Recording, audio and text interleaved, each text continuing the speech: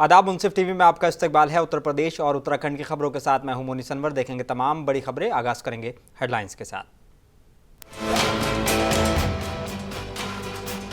CM योगी ने प्रदेश के गन्ना किसानों से किया संवाद। बोले, अयोध्या में प्राण प्रतिष्ठा से पहले किसानों के गन्ना मूल्य में की गई वृद्धि।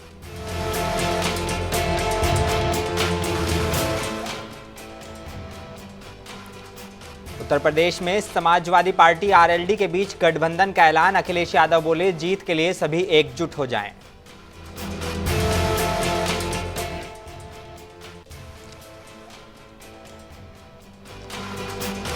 नोएडा में दिन दहाड़े बीच सड़क पर हत्या की वारदात। जिम ट्रेनर को गोलियों से भून डाला गया।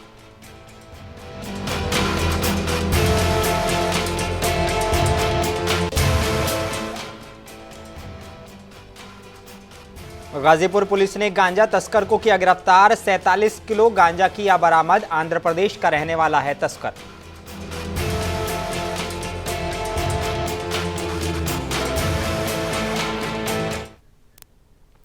आई बुलेटिन की शुरुआत करेंगे कुछ अहम और बड़ी खबरों के साथ। आगामी लोकसभा चुनाव से पहले सीट बंटवारे को लेकर उत्तर प्रदेश में सियासत तेज हो गई है। शुक्रवार को समाजवादी पार्टी के मुखिया अखिलेश यादव ने राष्ट्रीय लोकदल के साथ गठबंधन का ऐलान कर दिया है। आरएलडी प्रमुख जयंत चौधरी ने अखिलेश यादव से मुलाकात भी की है। गठबंधन का ऐलान करते हुए अखिलेश यादव ने जीत के लिए सभी से एकजुट होने की अपील भी की है और कहा कि इसके लिए सभी एक साथ हो जाएं। सपा प्रमुख अखिलेश यादव ने सोशल मीडिया प्लेटफॉर्म एक्स पर जयंत चौधरी के साथ मुलाकात की तस्वीरें शेयर करते हुए लिखा कि राष्ट्रीय लोकदल और सपा के गठबंधन की सभी को बधाई। जीत के लिए सभी एकजुट हो जाएं और जुट जाएं। राजनीतिक गलियारों में चर्चा है कि आरएलडी ने 2024 में चुनाव लड़ने वाली अपनी 8 सीटों के नाम भी अखिलेश यादव को सौंप दिए हैं।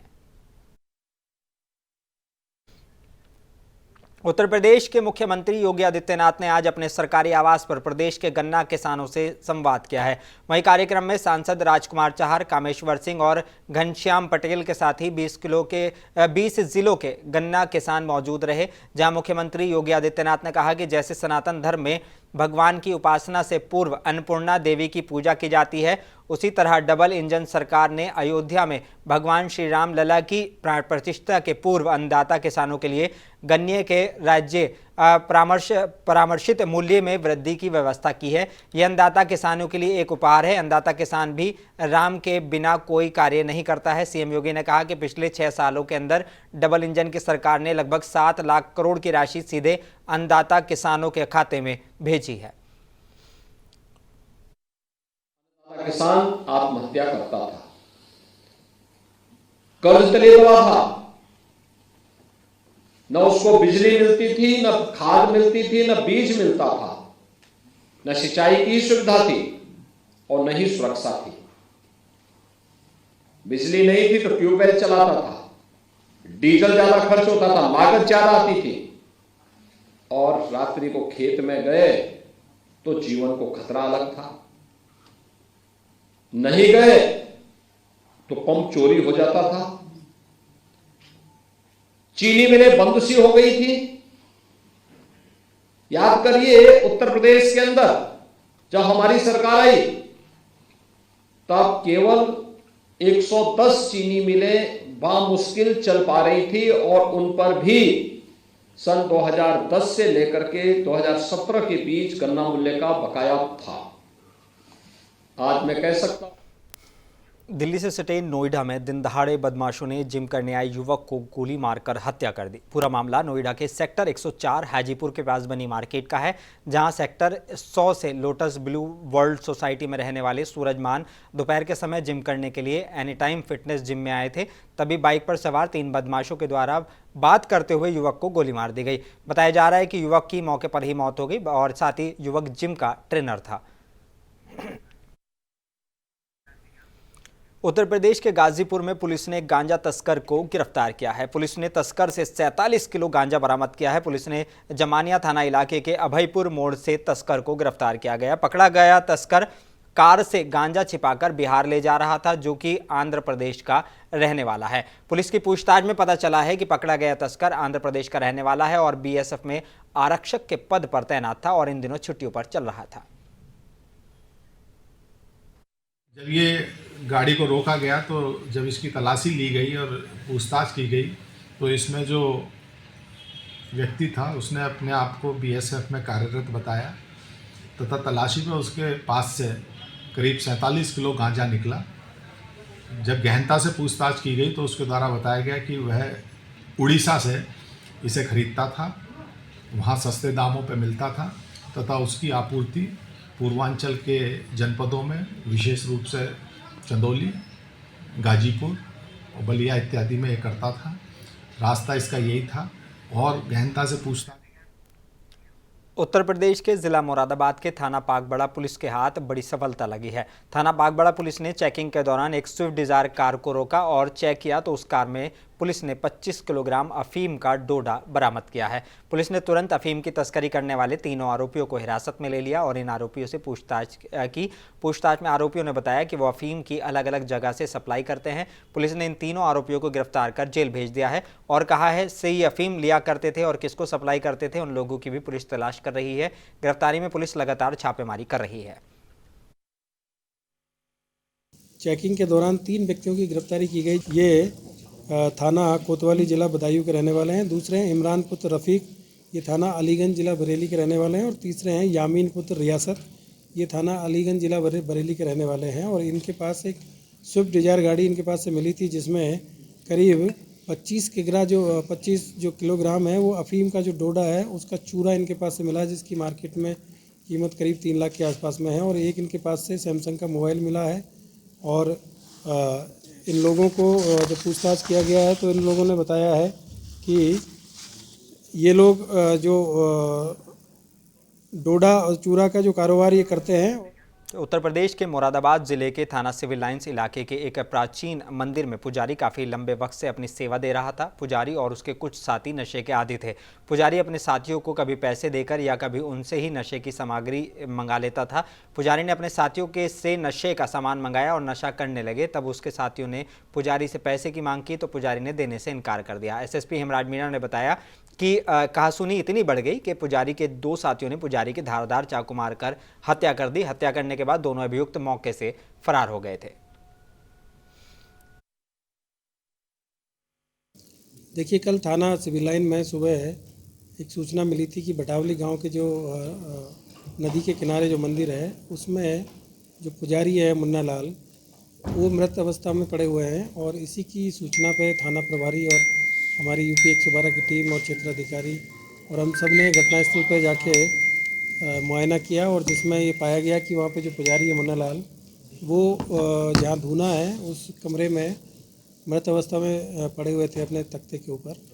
और उसके बाद में वहाँ पे आसपास में जो घटनास्थल का निरीक्षण किया गया और फॉरेंसिक टीम और इन सबको बुलाया गया और जो बॉडी है उसको पोस्टमार्टम के लिए भिजवाया गया। उसके बाद में जो संदिग्ध लोग थे उनके बारे में जांच पड़ताल की गई तो इसमें 2 लोगों का नाम प्रकाश में आया कि ये लोग सबसे लास्ट में बाबा के पास में रहे थे, पुजारी के पास में।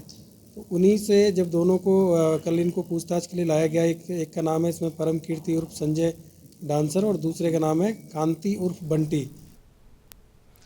उत्तर प्रदेश के कानपुर देहात में लगातार क्राइम का ग्राफ बढ़ता जा रहा है। सिकंदरा थाना इलाके के चाट बेचने वाले दीपक गुप्ता की पीट कर धारदार हथियार से हत्या कर दी गई। शव खेत में खून से लथपथ मिलने से इलाके में हड़कंप मच गया।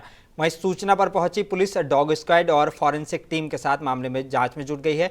परिजनों का कहना है कि उनकी किसी ने कोई दुश्मनी नहीं थी। हालांकि घर जाते वक्त पैसे छीनने को लेकर जब उनके बेटे ने आरोपी की पहचान लिया होगा तो शायद उसकी पीट कर हत्या कर दी गई। वहीं पूरे मामले की पुलिस अब जांच कर रही है। हत्या की वजह साफ नहीं हो पाई है। देखिए, आज सुबह हमें एक सूचना प्राप्त हुई थी कि ये जो थाना सिकंदरा क्षेत्र अंतर्गत रजदान चौकी के यहाँ मदनपुर गांव के ये जो रोड पड़ती है वहाँ पर खेतों के बीच में एक व्यक्ति की मृत्यु अवस्था में पाए जाने की सूचना मिली थी। तुरंत मैं बाकी सक्षम अधिकारी, फोरेंसिक यूनिट, डॉग स्क्वाड सब कुछ आ चुके हैं। फिलहाल मौका मुआयना हो चुका है और फिलहाल बॉडी को पीएम हेतु हमने भेज भी दिया है। बाकी परिवार के साथ पूछताछ चल रही है। फिलहाल टीम लगी है और जो भी विषय सामने आएंगे उत्तर प्रदेश के जिला बाराबंकी में पुलिस ने चोरी की घटना का एक खुलासा किया है। पुलिस ने 2 शातिर चोरों को गिरफ्तार किया है और चोरों के कब्जे से ट्रैक्टर और तमंचा भी बरामद किया है। बता दें कि शातिर चोरों ने इससे पहले कोठी क्षेत्र में चोरी की घटना को अंजाम दिया था। पुलिस की पूछताछ में आरोपी ने बताया कि वैगनार कार के जगह से चिन्हित करते थे। घटना का खुलासा पुलिस अधीक्षक अखिलेश नारायण ने प्रेस वार्ता कर किया है।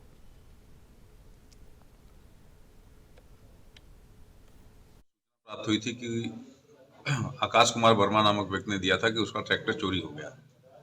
इस पर सर्विलांस एसओजी और थाने की टीम संयुक्त रूप से इस पर काम कर रही थी। इसमें जानकारी मिली कि कुछ लोग हैं जो इस तरह की हरकत कर सकते हैं, उनकी गतिविधियां संदिग्ध हैं। इस आधार पर काम करते हुए 2 लोगों को गिरफ्तार किया गया, जिनके नाम क्रमशः अभिषेक वर्मा और मनीष वर्मा है। इनका एक और साथी है जिसकी तलाश की जा रही है। दोनों से पूछताछ करने में पाया गया कि एक जो मनीष वर्मा है, इसने डिप्लोमा किया है इंजीनियरिंग में, इलेक्ट्रिकल में, और एक ऐप पर अपने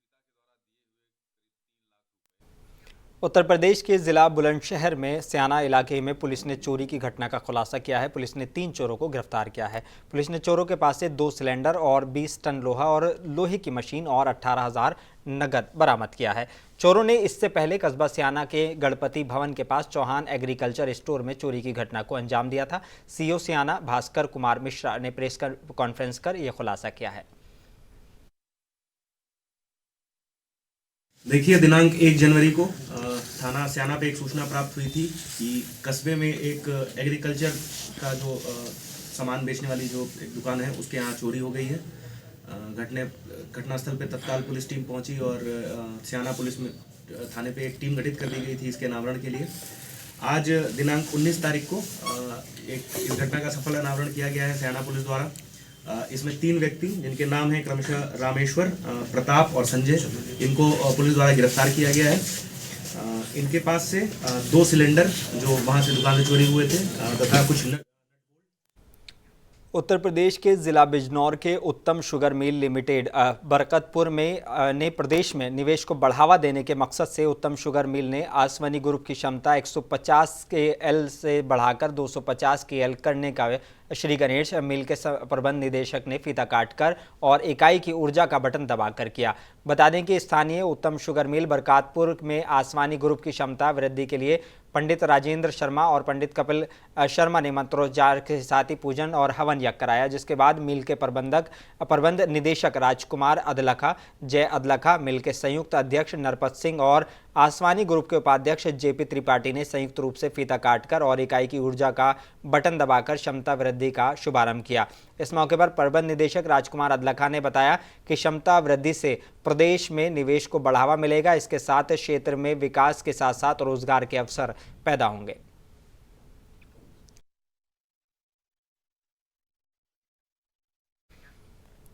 उत्तर प्रदेश के जिला बांदा के बबेरू कस्बे में भाजपा के नवनियुक्त मंडल अध्यक्ष सौरभ शिवहरे कस्बे के मुख्य चौराहे पर फूलमालाओं से उनका स्वागत किया गया। वहीं बधाई देने वालों का तांता लग रहा।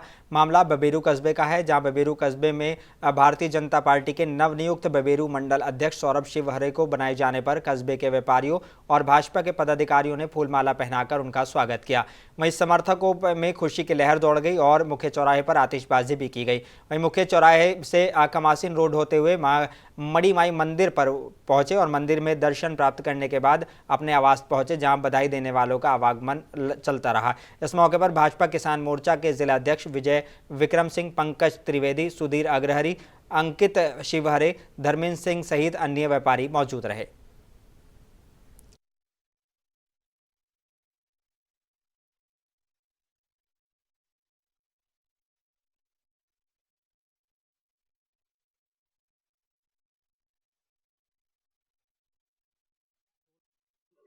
मंडलों में अध्यक्ष चुना गया है, उसी के तहत हमको भी यहाँ पे मंडल अध्यक्ष बनाया गया है। संगठन ने जो जिम्मेदारी दी है उस जिम्मेदारी पर निर्वहन करना है। सभी कार्यकर्ताओं को साथ में लेके वरिष्ठों के आशीर्वाद से संगठन के सारे पदाधिकारियों के साथ जो भी आगे के कार्य होंगे जो संगठन के द्वारा दिए जाएंगे, उन कार्यों को मुझे उसी संगठन के जो भी निर्देश होंगे उसी हिसाब से मुझे कार्य करना है। संगठन का नेतृत्व होता है। यहाँ पर हमारे सौरभ शिवहरे जी को बबेरू मंडल का मंडल अध्यक्ष बनाया गया है।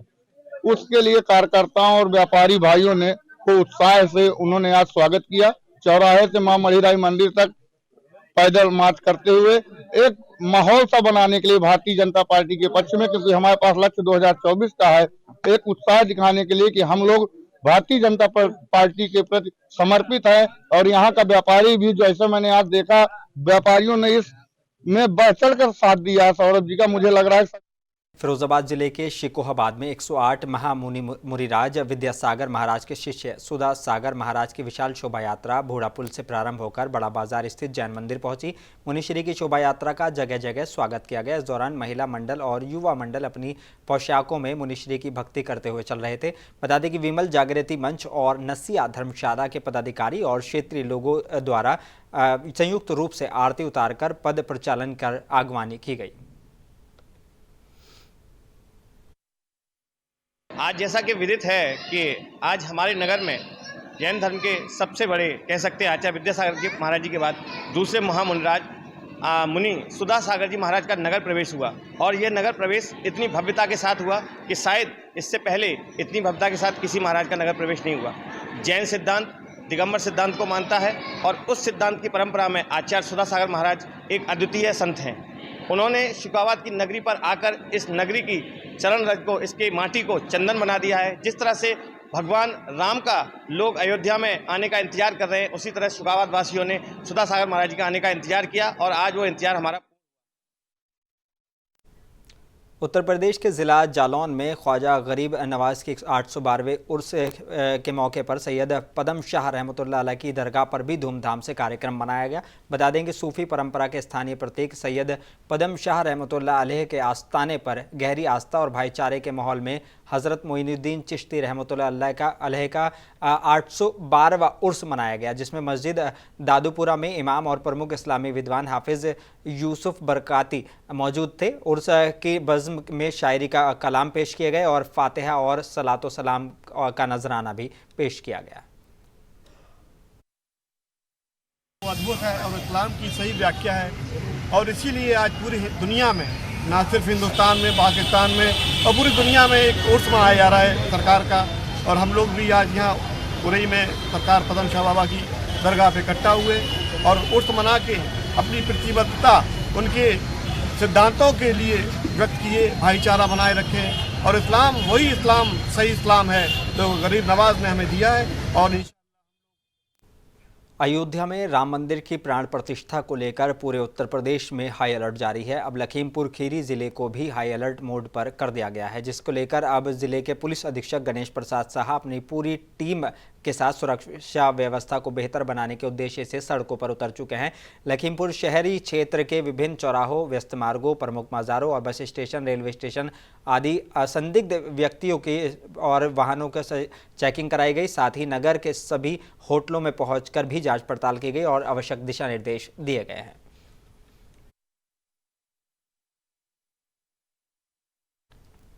और आखिर में एक बार फिर नजर डालेंगे हेडलाइंस पर।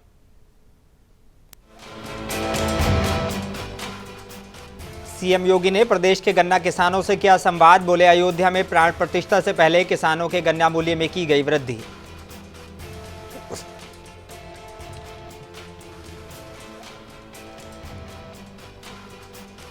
उत्तर प्रदेश में समाजवादी पार्टी आरएलडी के बीच गठबंधन का ऐलान, अखिलेश यादव बोले जीत के लिए सभी एकजुट हो जाएं।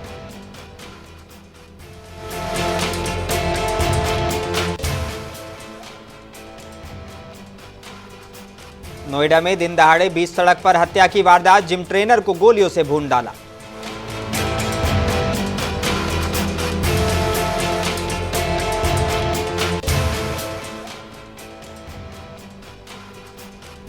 और गाजीपुर पुलिस ने गांजा तस्कर को किया गिरफ्तार, 47 किलो गांजा किया बरामद, आंध्र प्रदेश का रहने वाला है तस्कर।